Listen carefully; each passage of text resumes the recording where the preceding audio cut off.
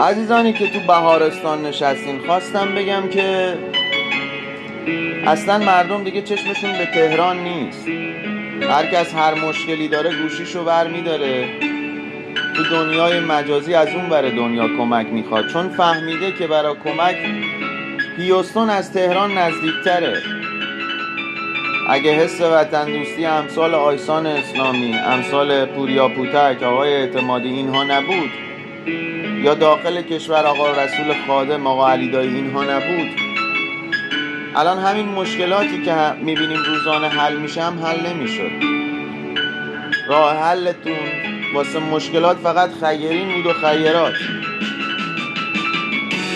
من نمیدونم چرا نمیمیرین از خجالت، چرا نمیمیرین وقتی میبینین مردم دیگه در هیچ ارگان یا سازمانی نمیان واسه اینکه مشکلشون حل بشه.